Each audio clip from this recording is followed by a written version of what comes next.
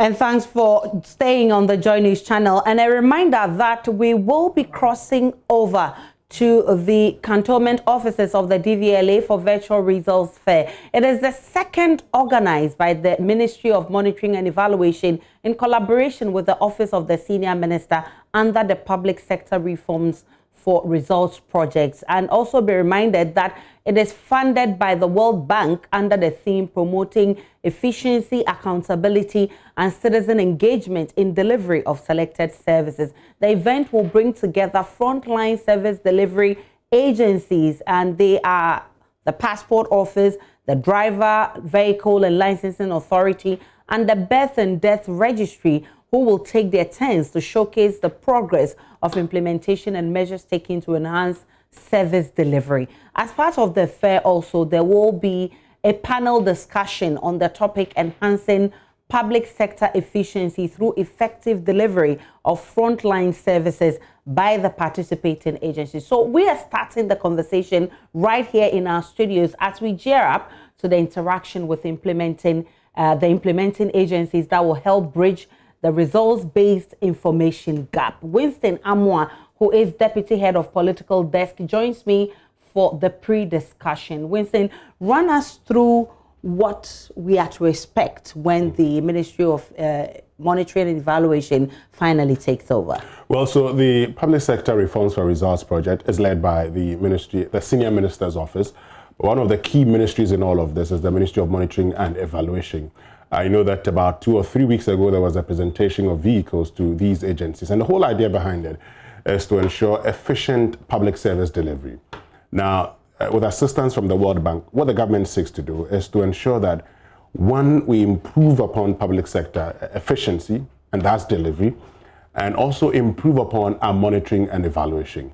One of the things that we gathered, having monitored the project, is the fact that there is the belief that lots of the things we do here in this country is not really monitored and evaluated. So once a project starts, people don't actually follow it up to see how the project is going and actually make corrections where possible. And many challenges have been, many issues have been raised as a result. There's been the talk of having the right logistics to also enable them to monitor. What I'm gathering is that, look, the Driver and Vehicle Licensing Authority, DVLA, is seeking to improve how its services are delivered. Now, they're seeking to, for instance, ensure that when you go to register your vehicle, and mind you, they started, this digitization bit that seeks to reduce the time that you spend on registering vehicles. Hitherto, people had spent about a whole day. Has been reduced to around 6-7 hours. Now, what I'm gathering is that they want to reduce that further to 1 hour. The idea behind all of this is, look, if they're able to do that, they say, if we do this, then what would happen is that the whole issue of Goro Boys, and all of us who've registered vehicles would attest to this, that you go to the Driver and Vehicle Licensing Authority and you see these Goro Boys in there, even though we've been told times without number that they're not supposed to be there, and that all the process that I've been taking in the past are to ensure that they are not there. They're still there today if you go there.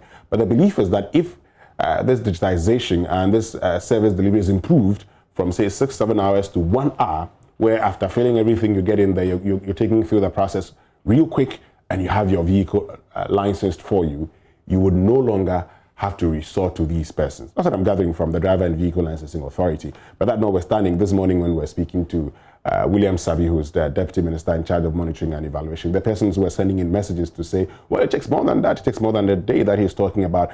Sometimes even when you're going for your license, you're told it's going to take, you get your license immediately. You're told you're going to have premium service, and the premium service takes forever. You're giving, a temporary license, and that takes 3 months. It expires. You go back and probably might just put a stamp behind it and say, oh, wait for 1 month because the card is not ready. And so people have raised concerns and have said all these things are not the best for the Driver and Vehicle Licensing For the Authority. speed part, I think I've also experienced it. And of course, it doesn't take longer than it used to take those times when you wanted to even renew your driver's license. It takes a bit the time is a bit shorter now when you apply for it. But I'm happy that you mentioned the bit about the Goro boys. It's one of the hurdles we've been wanting to cross. And since the NPP government came into power, in fact, it started from the Eswell Mahama government, and then the NPP government came to power and said, this is what we want to deal with. How would you assess the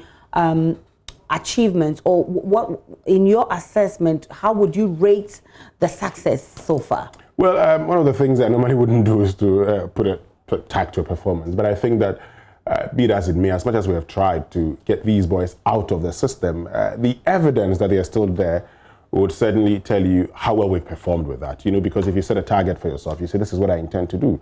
And if you say, this is what I intend to do, I should be measuring your performance based on the target that you set for yourself. So if we said we're going to eliminate Goro boys, we're going to eliminate middlemen from the system, and we still have middlemen, and we're still talking about bringing in, you know, further improving the service so that we're able to eliminate middlemen. What that tells you is that we haven't been able to totally eliminate middlemen.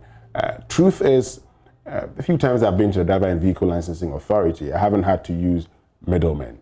I've had to go through the whole process, okay?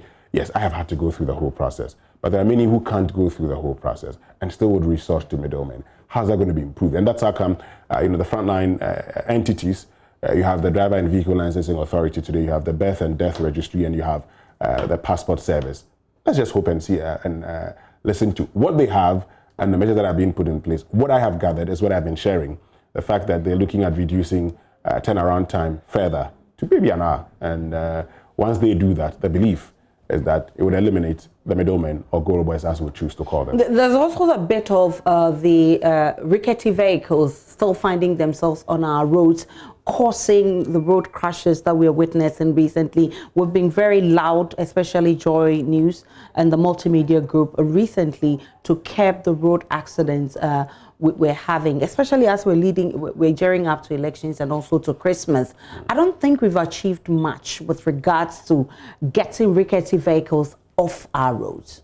One of the things that the Driver and Vehicle Licensing Authority sought to do when they, you know, spread the roadworthy certificates was to ensure that, you know, all vehicles do not show up at DVLA offices, and as a result have this middleman work. And so that's why they had vehicle inspection companies. Even though that has been done, Aisha, you still find the vehicles on the road. And these are questions that we have asked. You ask yourself, so these vehicles are supposed to go through testing at these vehicle licensing or inspection companies. Now, if they go there, the DVLA expects these agencies to actually check the vehicles and determine whether the vehicles are roadworthy or not. Of course, the verdict is out there when you see some of these vehicles. You ask yourself, how do they find themselves onto the road? Some of them don't go through the checks, and that is where the Goro boys still come in. Good. So one of the things that, you know, and I know that one of the things that when it comes to the National Insurance Commission, they've been doing with the Driver and Vehicle Licensing Authority, they've come with their app that ensures that, you know, there's a short code that ensures that once you put it in, you get to know whether a car has been insured or not. Because we're told that a lot of the vehicles that we find on the roads have not been insured. And so even today, if you drive on the road and you're stopped by a policeman and you don't have your insurance fixed on your vehicle as stipulated by law, the only thing he does is just to pick his phone and send it to the short code. And once he sends to the short code, it will tell him whether or not your car has been registered. The challenge with the vehicle inspection companies is that, yes, it is true. I know instances where people don't take them there, don't take their vehicles there, and still get the, you know, roadworthy certificate. So that's one challenge that the, you know, DVLA should be looking at. I do not know. I'd love to hear them address that particular challenge, because consistently we've seen vehicles on the roads when we say these are not the best of vehicles. And the question that you'll be asked is, how did you know? Because they've gone through the process and have a roadworthy certificate. They've gone through the process and we're told the vehicles are working. How do they ensure? In other jurisdictions, when you go and your vehicle is bad, you're told that, look, go and repair it, come, and let me give you the license or the certificate. And if it is going to cost you too much, you sell your vehicle off as scraps. Can we do the same? Is it about the Ghanaianness? When I say Ghanaianness, is it a situation that for us as a people, every opportunity we have, we want to cut corners? And so if the DVLA says, lots of people are coming to my offices, and that actually gives these guys a job to do, because then they say, well, let me do it for you. And then the corrupt persons within the office are able to make money and thus circumvent the process. So I'm giving it out to you, the public sector or the private sector. Do it for me. And you also do the same thing. Then where do we go? Do we blame DVLA still? So I'd like to hear, for instance, what they're doing. Are there any mechanisms that, for instance, when you put in place, the DVLA can check whether or not your car went through the testing process or it did not, so that they can check and ensure that all vehicles go through the testing process? So, thankfully, the former DVLA boss, who is now the second Deputy Speaker of Parliament, sometime recently made some recommendations for government to ensure that we avoid some of these rickety vehicles on our roads and also avert the numerous accidents we've been having. But Goro Boys run through all the three agencies that will be showcasing their success stories at the results fair, which we'll be crossing over to shortly. Goro Boys, you'll find them at the DVLA, you find them at the passport office, you'll find them at the births and deaths registry. I'm just hoping that we'll be getting some good news as they showcase their progress at the results fair. So let's cross over to the cantonment office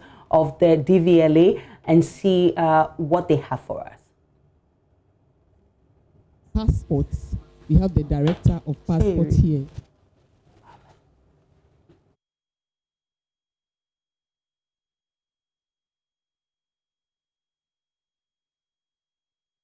Our moderator, Professor Justice Vawele. He is the Dean of the University of Ghana Business School.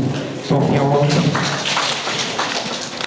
We have Mr. Pokuche, who is standing in for the Honorable Senior Minister. He's a technical advisor to the Senior Minister.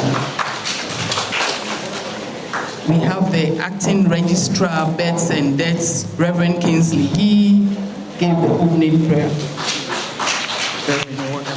Then we have two deputy ministers.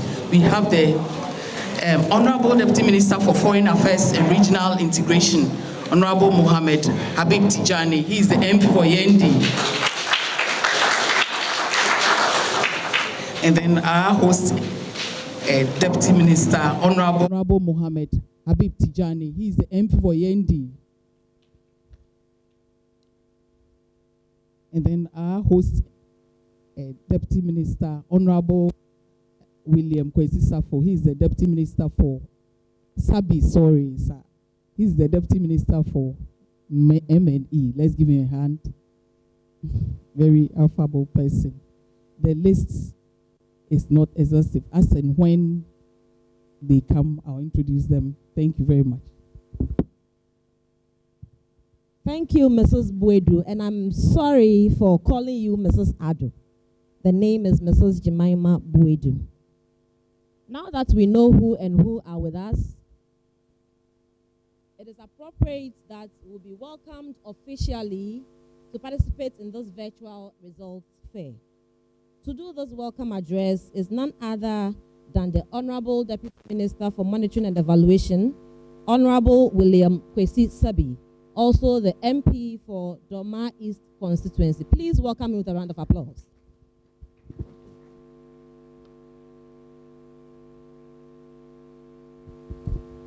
Thank you. Madam, with your permission, maybe as I'm observing social distancing here, if you please allow me to remove my mask and after that I put it on.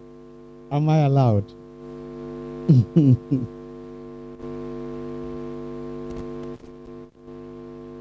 Representative of Senior Minister, Deputy Minister for Foreign Affairs,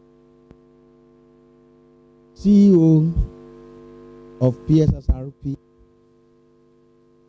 Chief Directors and CEOs, invited guests,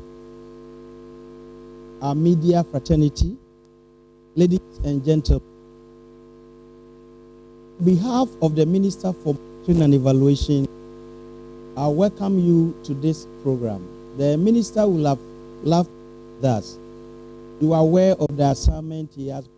Currently, he's with the President going around, so he's not able to be with us.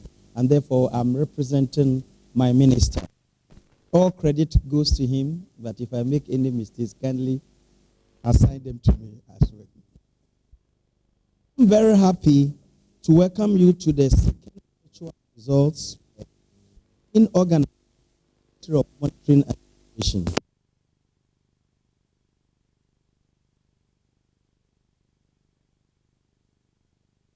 Project PSRRP. The project is a demonstration of the commitment of the government of the New Patriotic Party under His Excellency Nana Addo Dankwa Akufo-Addo to improve efficiency in the public sector. The public sector reform is one of the main vehicles for operation the government in 2017, that is 2017.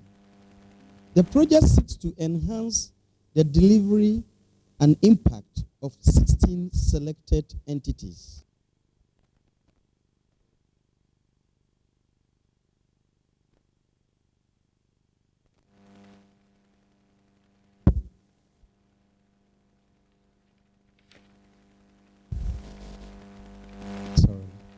The Ministry of Monitoring and Evaluation is one of the beneficiaries of the project, as I mentioned. However, the ministry is responsible currently for what we term as component 3. So, monitoring and evaluation across government by, first of all, strengthening institutional capacity for monitoring and evaluation, and promoting resource-based stakeholder engagement. Since its establishment in 2017, the Ministry of Monitoring and Evaluation has worked assiduously to strengthen the conduct and use of monitoring and evaluation for decision-making and program implementation. In terms of the PSRRP, below are some of the key activities that are being implemented by the ministry.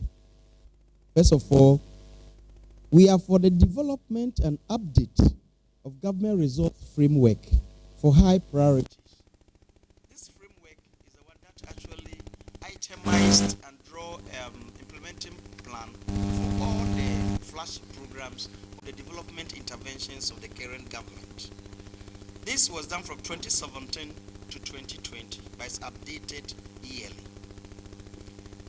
We are also to do rapid evaluation of selected government flagship programs. And then for the training of monitoring and evaluation focal persons, we are to conduct what we call Listening to Ghana Survey, a program that is aimed at listening to the people of Ghana and hearing their voices on what government is doing and taking their inputs and comments. And finally, development and rollout of Ghana Resource Portal. The Virtual Resource Fair is a continuation of the Social Accountability Initiative rolled out by the ministry. Today's fair is dedicated to 3 selected frontline service delivery agencies, namely DVLA, Birth and Death Registry, and Passport Office. The fair is the 4th in a series of resource fairs organized by the Ministry of Monitoring and Evaluation since January 2020. In line with the broader concept, the Virtual Resource Fair will, 1, serve as a platform for appraising Ghanaians, especially civil society and the general public, of the progress of implementation and achievement of the flagship programs and other strategic interventions. 2, provide an opportunity for the performance and impact of the flagship programs and to mobilize and galvanize citizen support towards effective implementation and optimization of the impact of the flagship programs. 3, provide by increasing the voice of civil society and expanding the space for transparent and inclusive engagement between the public and the citizenry. And finally, serve as a conduit for securing inputs and feedback from relevant stakeholders to help enhance the design and implementation of future strategic interventions. Today, the three selected frontline agencies, that is DVLA, Birth and Death Registry, and Passport Office, will share with you, ladies and gentlemen, and participants via the television, radio, and social media, the service delivery improvements that have already occurred and those envisaged in the coming months, and the support provided through the PSRRP for the realization of their objectives. Once again, you are most welcome to the second virtual results fair. Thank you very much for your attention.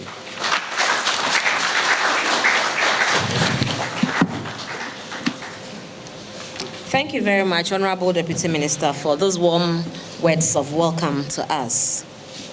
I must announce again to us that this event is live on all major television and radio stations in the country. We are also live on Facebook on the Ministry of Information and Ministry of Monitoring and Evaluation Facebook pages. You can also join us with your questions on WhatsApp through this number 050-498-5063. You can as well drop your questions on the Facebook pages as we participate in this event. After his welcoming words to us, we will have to feel at home to enjoy what we are about to encounter. But then, the CEO of the Public Sector Reform will also come up here and tell us the exact purpose of this results fair. Please, with a round of applause, welcome Mr. Kusi Boafo. And capturing processes, which is both time-saving and convenient. The activities of middlemen who extort money from applicants have been curtailed through this initiative. Applicants can now track and monitor their application status on the portal. Moreover, the processing period for passport collection has reduced from an average of about 60 days to 10 days. Applicants are notified when their passports are printed. Moreover, in case of any misplaced application printouts, they have access to the application details. The use of the appointment system has greatly reduced congestion at the PACs. Applicants are accorded a time-efficient service which has been reduced from 3 hours to 30 minutes on average. Bureaucratic bottlenecks have also reduced as fewer officers are needed to work on applications. Establishment of new passport application centers. To further bring acquisition of passports to the doorsteps of Ghanaians, the ministry has in the past established passport application centers in Accra, Kumasi, Takoradi, Sunyani, Ho, Tamale, Tama, and Koforidua. The ministry has already secured office space from the regional coordinating councils in Cape Coast, Central Region, and in Wa, Upper West Region. Consequently, the Cape Coast project is almost completed and operations will soon commence, while that in Wa is at an advanced stage and will commence after the Cape Coast PAC takes off. The ministry intends to construct another PAC in the Upper East region and has already acquired a piece of land in Bolgatanga. It is anticipated that the 6 newly created regions will also have PACs in the near future. In addition to establishing the traditional PACs, the ministry has partnered a private entity, VFS, in establishing premium PACs to provide a more comfortable application experience for those willing to pay for the service. 3 of such premium PACs have been established in Accra, Kumasi, and Tamale. Extension of biometric passport services to Ghana missions abroad. Currently, 7 of Ghana's missions abroad, namely Abuja, Berlin, London, New York, Tokyo, Pretoria, and Washington, D.C., are issuing biometric passports to Ghanaians in their various jurisdictions. The objective is to make this possible in all other missions, starting from Rome, Brussels, The Hague, Ottawa and Toronto, Beijing, New Delhi, Madrid, Cairo, Canberra, Seoul, Kuala Lumpur, Dubai, and Abu Dhabi. If successfully implemented, it would increase the accessibility of passport services to Ghanaians in the diaspora. Introduction of 48-page passport booklets. In order to accommodate the needs and convenience of frequent travelers, the ministry introduced 48-page passport booklets in addition to the existing 32-page booklets from February 2020. Review of cost of passports. Additionally, passport application fees were marginally reviewed upwards and took effect from 1st February 2020. However, starting from 1st July 2020, the cost of passports issued by Ghana missions abroad has been reviewed to an average of $130 across board to ease the difficulties of Ghanaians in the diaspora in acquiring passports, retooling the passport office, with the aim of achieving smooth and uninterruptible power supply systems to replace the unserviceable equipment and subsequently donated to data storage service in July 2020. The Ghana Investment Fund for Electronic Communications donated 20 uninterruptible power supply systems, 20 desktop computers, 5 air conditioners, and 5 printers to the Passport Office in March 2020. The Ministry has also undertaken the installation of data and storage service, switches, and the reinstallation of biometric software in various PACs where necessary. Relocation of the Passport Office. The Passport Head Office is being relocated to a modern and fully functional building. Renovation works at 2 passport application centers. The Tamantunyani PACs are currently undergoing minor renovation works to modify the current structure in order to establish a safe and conducive environment for applicants and staff of the office. The Ministry will renovate the PACs in Ho, Kumasi, Tamale, and Tapade as well in due course. In May 2020, the Accra PAC undertook a complete change of their network system to enable smooth operations for improved service delivery. Introduction of chip-embedded passports. The Ministry plans to introduce chip-embedded passports ultimately for the enhanced security and integrity of the Ghanaian passports. Once accomplished, the Ministry will begin the issuance of e-passports, having taken into consideration the recommendations of the International Civil Aviation Authority. This would mark an important milestone in the evolution of Ghana travel documents. Challenges and the way forward.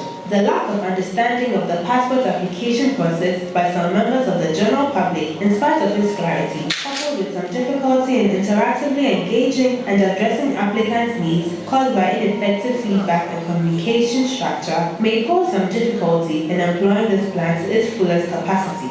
In view of this, information dissemination and public awareness of the passport application process will be achieved through the intensified function of the media in collaboration with its stakeholders. Furthermore, increased refinement of IT infrastructure in the client service units of passport offices will better equip officers to operate effectively. The Ministry of Foreign Affairs and Regional Integration will continue to pursue an efficient people-centered service delivery to Ghanaians at home and in the diaspora.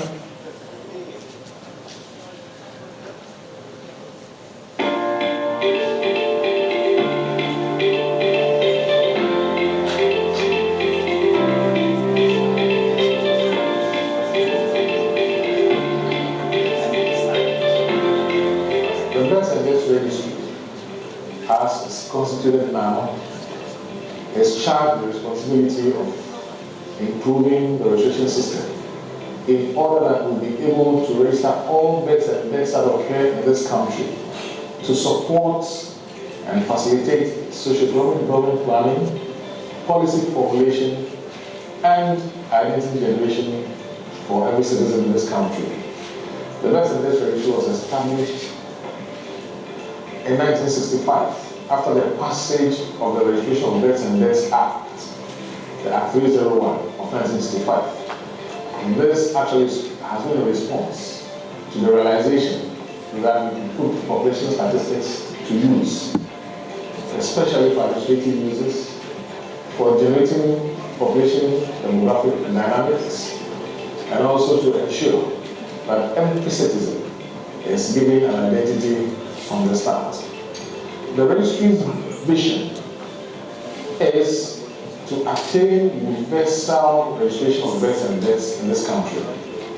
And our mission has been generally to try and produce accurate and reliable statistics that will facilitate population planning, policy formulation, and development planning for this country. The Births and Deaths Registry, as structured, currently operates with coordination from the central point in the headquarters from Accra. But then we have offices also at all the regional levels at the district levels and some community stakeholders. Let me be quick to add that registration activity will occur at the community level, and therefore the structure is such that we want to pick events as and when they occur in real time and ensure that they are all put together so we can generate national, regional, district level data to facilitate planning at all levels of governance. With Ghana's population hitting almost 30 million, it is expected that on an annual basis, we'll be recording in the region of around 800,000 new beds.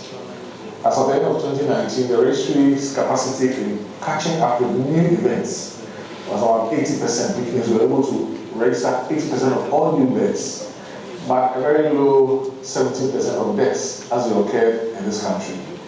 There is therefore the need for some measures to improve service delivery to be offered to the beds and deaths registry. It is in line with this that under the public sector Reform for Results program, the beds and deaths registry has been identified as one of the frontline agencies that is delivering direct service to the citizenry.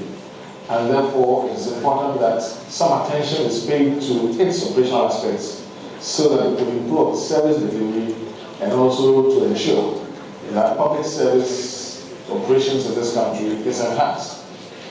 Under the public sector reform program, therefore, the beds and deaths registry has been identified or earmarked to receive support in terms of logistical equipment, some personnel and development, training, and more importantly, improving upon operational efficiency through the use of digitization and modern IT methods. Therefore, the program is donating to or presenting to the department a number of vehicles and motorbikes, which will be deployed in communities that are hard to reach, in areas where performance of the beds and deaths registration activity is considered low and poor, in a bid to expand coverage and ensure that service delivery reaches out to the doorstep of the population. As a matter of interest and as a matter of importance, we want to ensure that people in a country will not travel more than, say, 5 kilometers or a certain distance to access registration service. So we believe that once registration activity is easily accessible, coverage will be improved, and anybody born anywhere in this country will have access to service. And by that, we will be able to say that identity issues, data issues, demographic dynamics, and issues that will impinge on the use of population data should have been addressed. This we want to do on a gradual but a consistent basis to ensure that over a certain period, the entire country will be covered and we will attain universal beds and deaths registration in this country.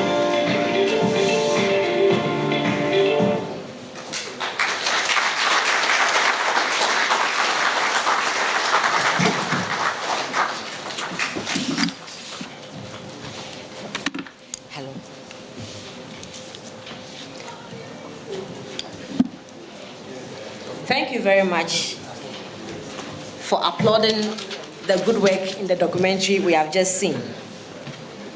At this point that we have seen what the frontline agencies are doing, we'll now zoom straight into the panel discussion segment. And at the end of it all, as I said earlier, we'll make room for questions to be asked by those of us here and those of you joining us virtually. Again, we are live on all major television and radio stations. We are live on Facebook pages of the Ministry of Information and Ministry of Monitoring and Evaluation, as well as on DVLA-GH Official, both on Facebook and Instagram. You can also reach us on WhatsApp with your questions on 050-498-4945 5063. In this segment of the panel discussion, we are going to have a moderator. And our moderator is an associate professor of public administration and management at the Department of Public Administration and Health Services Management, University of Ghana, Legon Business School. He is currently the Dean of the University of Ghana Business School. With a big round of applause, please welcome Professor Justus Bawule.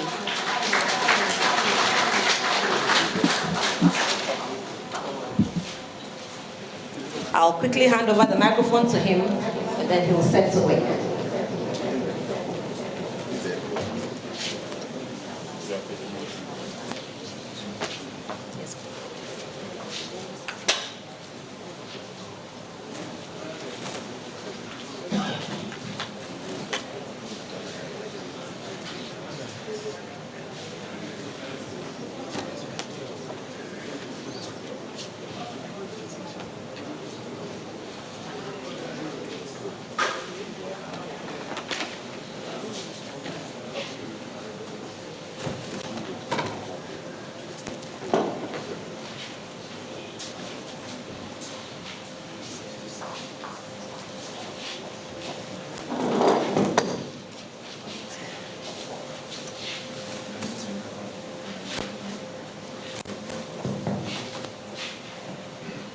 The rep of the senior minister,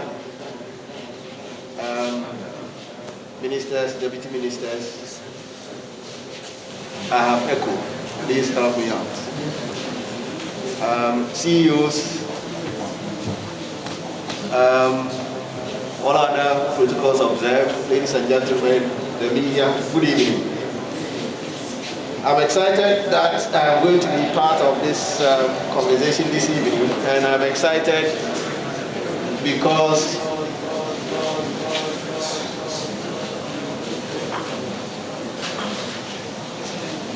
IT, please help out.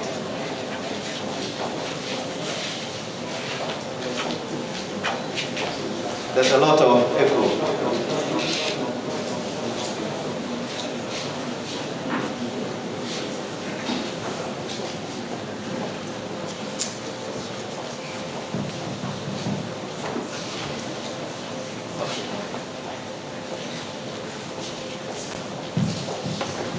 Thank you.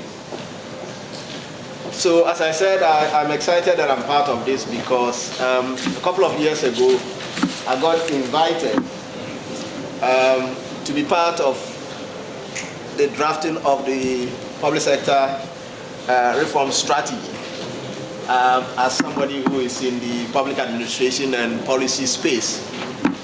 And for the period that we had done these exercises to try and put together a strategy for Ghana, it was quite revealing, challenging, but also satisfying, because as we saw the stories that have been told, it was the case that almost all of us were disappointed in some public service and therefore have been seeking to see improvement. And so for me, it was a way to contribute to that process. As those of us in public administration would always say, there's a discourse that we refer to as pockets of effectiveness, where we talk about public sector agencies that are doing well. And oftentimes, just like talent management, these pockets of effectiveness are often selected and supported to ensure that, one, they deliver services to the public and the private sector, and two, to make sure that they become a standard for other public services to look up to and to improve their services. And so it's the selection of a number of agencies to be supported by the Public Sector Reform for Results project is within this bigger space of pockets of effectiveness of state entities, and to ensure that they become the basis of comparison and for others to look up to. So, having listened to the very excellent presentations and videos, I've been charged to moderate a session of the discussion of the entity heads or their deputies. And so I'm here to invite the Deputy Minister for Foreign Affairs, who is actually also the MP for Yendi. Honorable, you are welcome. And then we have the Deputy CEO of DVLA. Deputy CEO of DVLA. There are two of them. I'm not sure who is coming. Okay. All right. And then we have the acting director of BEF and DEFs, the Reverend Minister.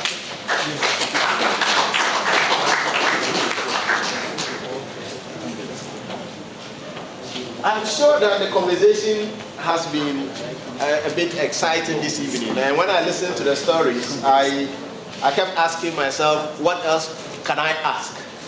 But we're going to give the big people here the opportunity to tell us or fill in a little bit of the gaps. We're going to have a response of Q&A sort of,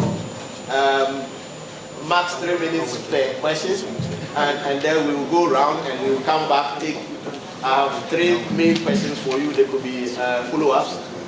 The first question that I have, which is a question that goes to all of you, is what is the state of your agency now?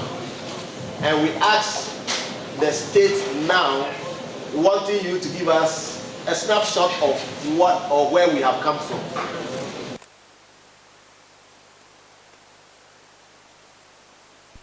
Or those of us here have had one experience or the other with these entities.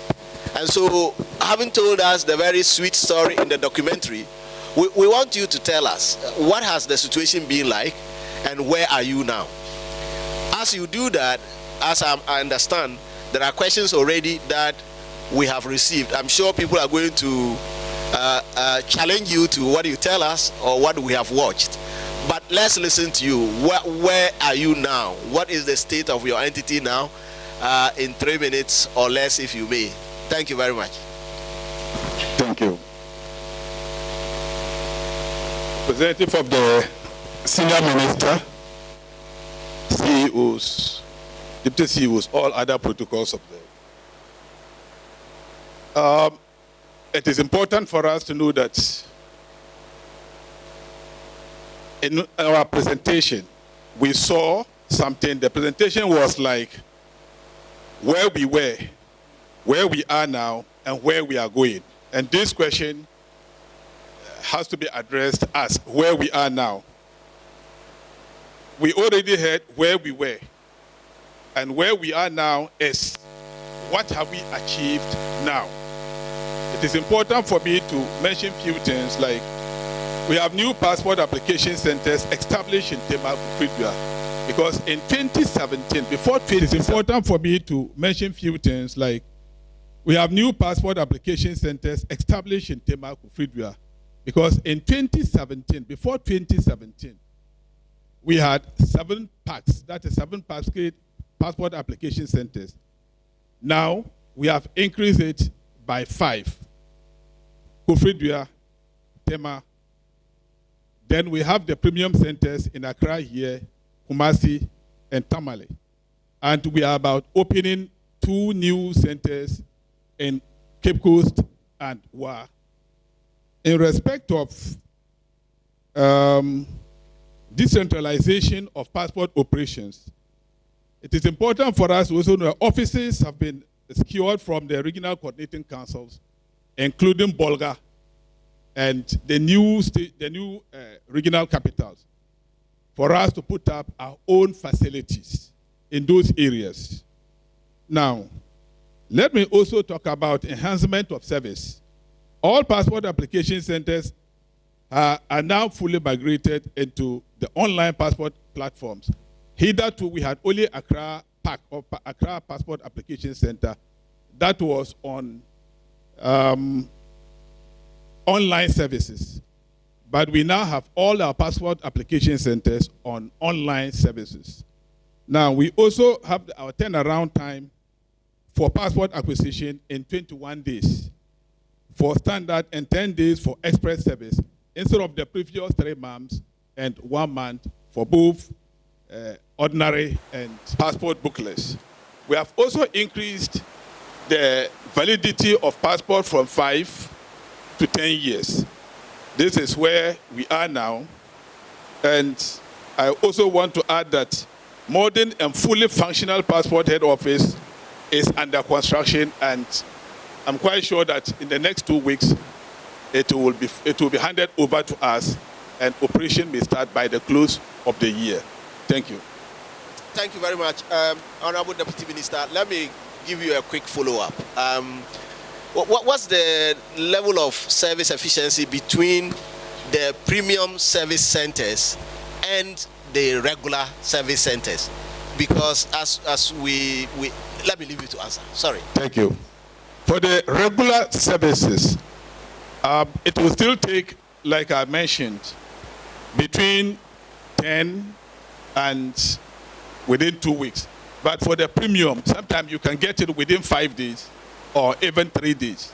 And we are making all efforts to reduce the premium to 2 hours or 3 hours when the national identification cards, when it is fully operational, because all the information that we will need to take into our data will be given to us by the National Identification Authority. And eventually everything, passport, whether our offices or the premium center, the time will be reduced to 2 or 3 hours, or possibly within an hour. Thank you. But don't go yet. We know that there are people along the corridors who deliver even super fast services than you do, right? So when you accelerate, they do even more acceleration, and ensure that we can get services even faster than you do. Is it a case that your new interventions are eliminating those, and to what extent, especially to the poor and vulnerable who do not have the luxury of walking into a premium center where people are not allowed to hang around? Well, that is why we are coming up with the e-passports. When we come up with the e-passport, all these bottlenecks would be over, because with the chip embedded, it is going to be a different thing altogether. And it will be difficult for people to come in between us and applicants. And I have every confidence that by the middle of next year, all these difficulties will be over. Thank you. Maybe the last one before I go to the next person. A lot of these services are online services. And I, as a teacher in Legon, when there was COVID and we had to move online, a significant number of our students could not go online because, one, they do not have portable devices, smart devices that would let them join lectures. Now we are asking people to go online and apply when we know that a significant number of Ghanaians do not have what it takes to own portable devices, and of course cost of data. How are you going around these ones?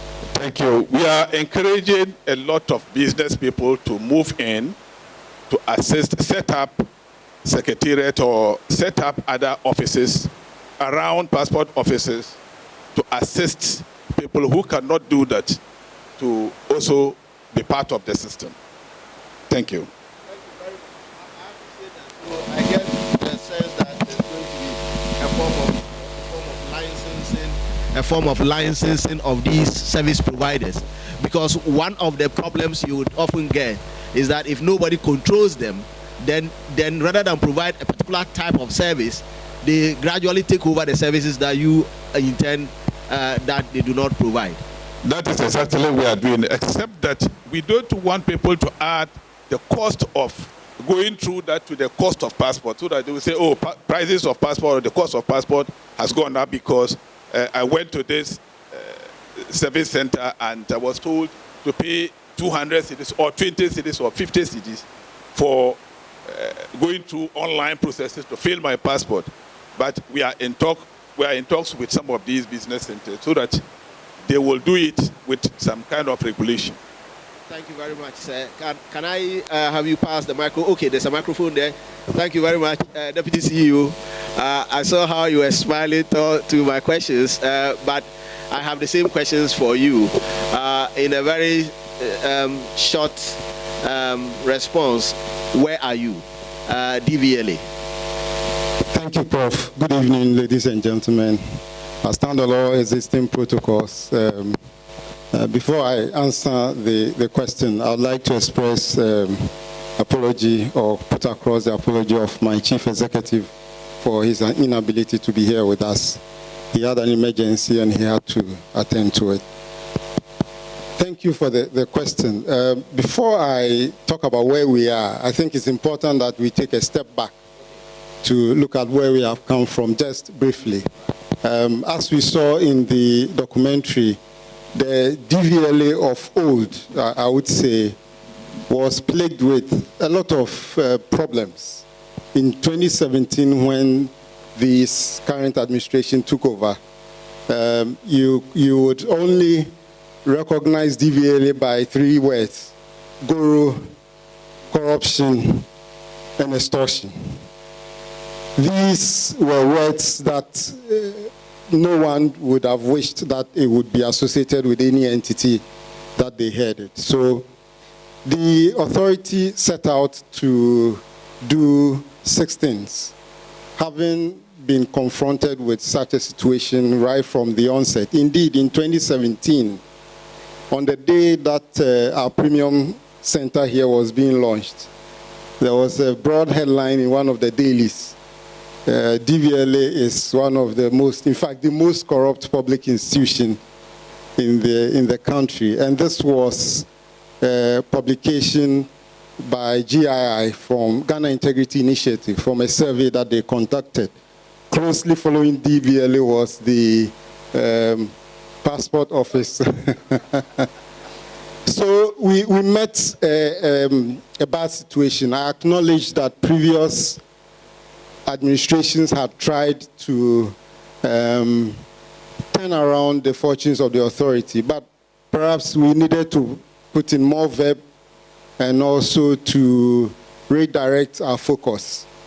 And with the motivation of the President's digitization agenda, which is being spearheaded by the Vice President, we needed to employ technology to ensure that we changed our fortunes. And so we came up with 6 pillars.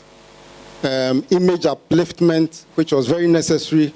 We needed to do everything possible to ensure that the public sees us as a friendly organization and not that corrupt institution that we were tagged with. We also decided to work on our services, and so we set out to ensure service optimization. We set out to achieve financial autonomy and sustainability, because the situation was that the authority was suffering from a lot of revenue leakage, and so no money was enough to sustain operations. We also needed to work on the people. So we had an objective of ensuring human capital development, and then also to ensure that we stay customer focused and make the customer happy each time they come to us. And last but not least, we decided to employ research and data analytics in our operations. And the very first research that we undertook made it clear to us that if we could become a bit more efficient and more service-friendly, the public was ready to pay something extra to access our services. And that was how come we came by the premium, the prestige, and the regular service segmentation. So as we speak, one can walk into our office and receive their license printed within 30 minutes. This had never been heard of previously. For our premium services, we always deliver a license in 2 weeks. And we strive to achieve 1 month's turnaround time as far as the regular service is concerned. So for the driver side, we have employed a lot of technology. We've invested in cutting-edge technology. We have re-engineered our processes. We have worked on our people to ensure that we deliver on these service promises. On the vehicle registration side, we needed to change our processes and ensure that the many steps that it took one to go through in order to register a vehicle were reduced significantly. As we speak, one would have to go through a total of our 6 steps from a previous over 13 to register their vehicles. And we also collaborated with a lot of private entrepreneurs to set up the private vehicle test stations so that you wouldn't need to come to DVLA by all means to have your vehicle tested for roadworthiness. Now there is a PVTS close by you can walk to and have your tests done in order to receive your roadworthy certification. We have employed technology in all aspects of our operations, and so at the outset of 2017, we had over 2 million manual files. And through the digitization agenda, as we speak, we have digitized from 1995 all our vehicle records up to the year 2017. We have a few hundreds of thousands to do, and we will catch up with our current registration process. So I would say that driven by technology, driven by a change in people's attitude, driven by a more focus on customer service, and also ensuring that we continuously train our staff, we have come this far. There's a lot more to do, but I know that as we go along, and especially with the support of the public sector Reform for Results project, there is so much we would achieve. Thank you. Thank you very much. You so eloquently tell your story, and you tell us that you began all of this by research, and you found out, not just that you found out that people could pay more, but also that other pieces of research had indicated that you were the most corrupt. What's the status now in the eyes of the Ghanaian? I know that there are, again, as we say, pockets of effectiveness. We know that there are a number of things that are going well, but on a larger scale, what do Ghanaians say now about you? I think that, well, I would answer the question with another research that was conducted by the same Ghana Integrity Initiative that rated DVLA so poor in 2017. The GII recently awarded in 2019 the authority for achieving so much as far as the public policy reforms are concerned. And so the same institution that rated us so poor just a year ago called and awarded us for what we have done. I guess this sums up the view of the public. Absolutely, it does. Thank you very much. For the sake of time, let me go to the Reverend Acting Director. Is that the right title? You are the Acting Director. Acting Registrar. Acting Registrar. I'm sorry. So Acting Registrar. Osofu. Bevs and Devs. Where are you today? Thank you very much, host, and let me say that we are really excited to be part of this reform program, because by every indication, I realize that the Births and Deaths Registry has a lot of lessons to learn from our brothers in DVLA and the passport office, from the footages that were shown, we realize that we are now almost passing through the problems that they have crossed. And it means that once they've been able to make good their case, when we pick lessons from their books, we will also be able to turn our situation around. Let me quickly say that births and deaths registration started way back 1912 in this country. But we have all taken our eyes off the essence of civil registration. The mandate of the department has been to register infants as and when they are born, and register all deaths as and when they occur. Unfortunately for us, we allowed ourselves to be swayed from that mandate simply because many adults who missed out on registration at birth will now come back to compete with children who are being born for service. And because they have the muscle, financially and whatever it is, they are crowding out the children for whom we were set up to deliver service to. So what we have done quickly is that we realize that when people need passports, people only remember to come for birth certificates when they need a passport or when they need some other evidence to show that. And we think that that is wrong. Birth registration should be done as soon as you are born. So if you came to our premises now, you will realize that there are hordes of adults who are coming for what I have termed born-again certificates and not birth certificates. These are people who have certificates already, and because they want to change some information or data about themselves, they jump in to do multiple registrations. So we are trying to, first of all, clip that angle and cut that front. What we are doing is to get the law properly defined and enforced. And I'm glad to say that a new births and deaths law is now in the offing. And that law is going to address the issue of eliminating, to a certain level, late registration or adult registration. So we are now going to focus on registration at birth. And we are doing this by collaborating closely with the Ghana Health Services. So we are setting up offices in all health facilities. The law is also allowing us to put offices in all district assemblies. And we are going to use unit committee members who operate in zonal area councils and town councils to effect registration of births and deaths right at the community level. When we have done that, we are certain that the rush and the pressure that is exerted on us, which is giving us a bad name, will be erased.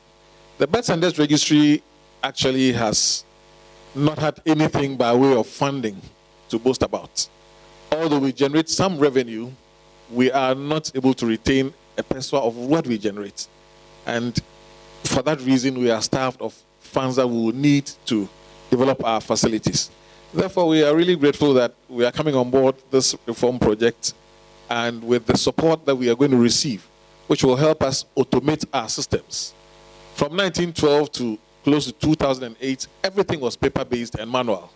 So it was possible for somebody to register in Kumasi, run to Accra to come and register, go to Takoradi to go and register. In 2009, we introduced some level of automation. And so going forward, we do not have a backlog of people who records are outstanding. We've been able to capture all records from 2009 into digital format. What we are doing now is also capturing the backlog of births and deaths data that we hold. We are talking about 16 million records dating back to 1912. Once we have done all that, then we are sure we have a full spectrum of registration data from the day it started in 1912 to current date.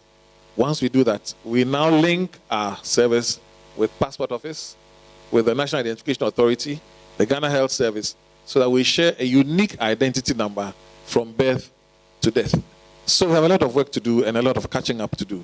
But we are sure ours is a work in progress. We are now joining the program. A year from today, we'll have a brighter story to tell.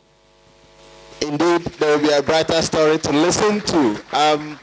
Just a quick follow-up, then we will go to, because of our time. You talked about born-again birth registrants. But isn't that a problem that you created? Because I have seen people who have certificates which are said to not be acceptable anymore when they present them. And they are told that you need to get new birth certificate that now has some safety features. And so you get people carry them, and then they come back to you. So you are creating a problem for yourself, and you are crying over it. Is it? Thank you very much. It all fits into the question of perception and the fact that we need to do a lot more public education and sensitization. Now, let me quickly just say that we have one birth certificate in Ghana, and then we have certified copies of that birth certificate. But erroneously, the public are made to believe, or they have created that make-believe situation that the birth certificate is not acceptable. Now, once anybody is registered at birth, the turnaround time is 30 minutes. It doesn't take more than 30 minutes to register a child's birth, given that every condition is met. You are given a birth certificate. Now, if you lose that certificate, or for any reason you want a certified copy, then you apply for an extraction from the birth records. Unfortunately, in 2009, when Passport Office changed the booklets, and they adopted a new style with a green look, pages and stuff, we did it in collaboration with them. So we also changed our certified copies. And because the certified copy looked like the page in the passport booklet, people quickly named it biometric birth certificate. There is nothing like a biometric birth certificate in Ghana. It is only a computer-generated certified copy with enhanced security features. So you don't need to come to register your birth again when you lose your first birth certificate. You only report that I had a certificate made for me at this point. We go back and extract the details and print out a certified copy for you. So there's a lot of misinformation out there, perhaps fueled by people who have their own interests at heart. They are able to leverage on it and maybe extort some monies from the public, and we think we must dispel these things. So then spend some of the money from the project to do a lot more education, because there are a lot that a lot of us don't know, really. Madam Moderator, Madam MC has a number of questions from WhatsApp and what have you. So the first question is from Ajiman Opoku from Gbawe, Accra. My question goes to the DVLA. I applied for a driver's license in October 2019 from Kumasi, and after a year, I have still not received it. Inquiries at DVLA Accra shows that it has not been printed. Is this among the achievements of the DVLA? The second question, Opoku Samuel, Manson Kwanta. Good evening. I want to ask the amount to pay for a passport and a driving license, please. AJ from Kaswa. I have a question regarding passport application. Yesterday, I made a payment with my Momo wallet for 4 different passport applications, but I did not get the forms to complete the applications. It's been more than 24 hours, and still the forms have not been released. What do I do? Emmanuel from Koforidua. Hello, please, can I use my Ghana card for passport application? Daniel from Wase Kropon. Good evening, and hope you are doing well. Please, how much would it cost me to acquire a new driver's license, and how long would it take for me to get one? Thanks. Okrampa Justice, Brekum, Bono Region. Please, can I apply for passport without a birth certificate, and how much do I need to pay for it? Thank you. Kofi Fiave from Ho.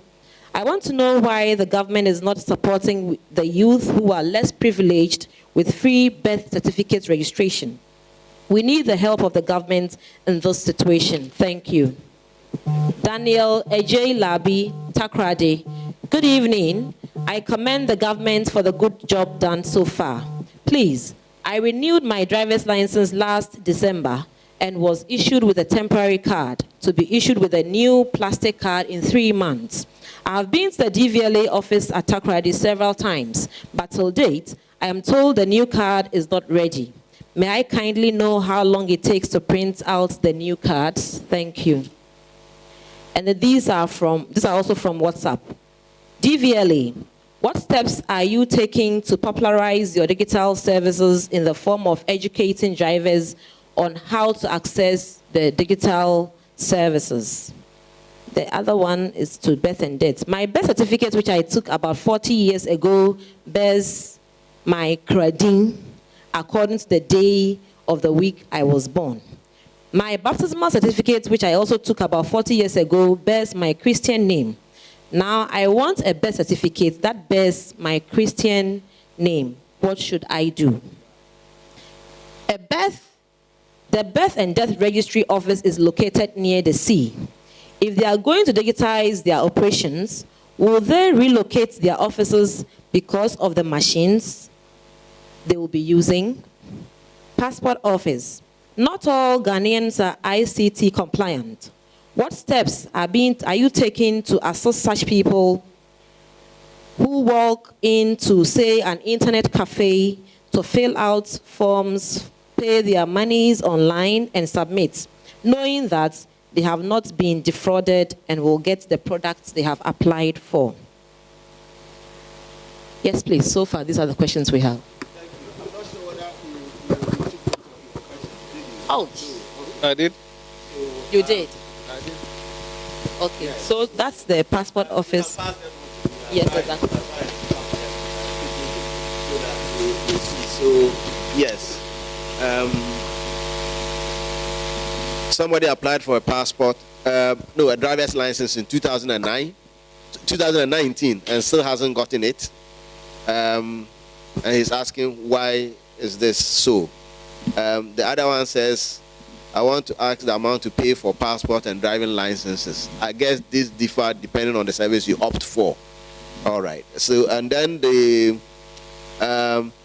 somebody said they paid for 4 passports applications and they haven't received the forms over 24 hours. They are not sure what the problem is. Can somebody use the Ghana card to apply for a passport? That's the question. The next one says, how much would it cost me to acquire a new driver? Okay, this is almost like the other one. This one says, Krampa says, can I apply for a passport without a birth certificate? Kofi Fiafi from Ho says, I want to know why the government is not so free birth certificate, one birth certificate, one youth. So I just really want to say that this has already been done. Okay. In 2003, the government waived fees for all children who are registered before 12 months after birth. So, in fact, birth registration is free within the first year in which you are born. Okay. You only pay a penalty when you default on the free period. Okay. So the longer you stay, then we actually apply some sanction. It is just to deter people from holding on to information and from waiting. So registration is actually free. So just comply, register within 12 months when your child is born, and that is it. Don't wait until you need a passport before you come applying for a birth certificate. Now, somebody also said he wants to change his name to match. Yeah, changes are allowed. If you're registered as Kofi, and later on you are baptized Francis Emmanuel Kwame Nansen, you could just come to us, would just invoke the records, you would give us a small affidavit, a declaration that I want to change my name from Kofi to all those names, and then we effect it is done and give you a certified copy. So that is allowed. Right. The last one is about relocation. So let me just emphasize that you don't need to go and apply for a new birth certificate. That's right. Just get an affidavit, go, and then your records will be updated. That's right. Yeah. And then relocation. Yes. When I saw the head office buildings of DVLA, passport office, I was going to pray to the footage man that he shouldn't show my office. I think the contrast is just too big. Right. So really we need to do something about our premises. And if that is the head office, yes, you can imagine. You can imagine the district and community level offices. Right. This is the best that we have to show to this country. It means that we all have a lot of work to do to bring up civil registration. Right. So we'll be relocating, yes, and we'll move with all our machinery, and that will facilitate service provision and other things. Thank you. Yes. DVLA, you have several of the questions coming to you. Yes, thank you, Prof. I knew the first question would certainly come to DVLA. Yes. So the gentleman who applied in October for a driver's license. Yeah. October 2019. There must be a problem somewhere because it's not regular. Right. All October, November, December, January, all those licenses have been printed. And so I would request that he calls our customer service line on our Facebook page or website, okay, and he would be assisted. Right. The same applies to the Takoradi applicant, right, also, who applied in December 2019. If he hasn't been to Takoradi recently to check on the license, he should contact our customer service line and would help get the license delivered. Indeed, I must acknowledge that somewhere during the lockdown period in March, April, we had a few challenges with our printers. Okay. But these have since been restored and all those backlogs have been cleared. Text messages as we speak are going out to all those whose licenses are printed. So if he hasn't received his, he should please contact us and we'll get it. I recently changed mine within the year, and I got text message to say you have done that. The next day, I got text message to say this has happened, and then the next day it was that it's been printed and that I could pick it up. And then I came over and picked it up. So I can confirm that text message.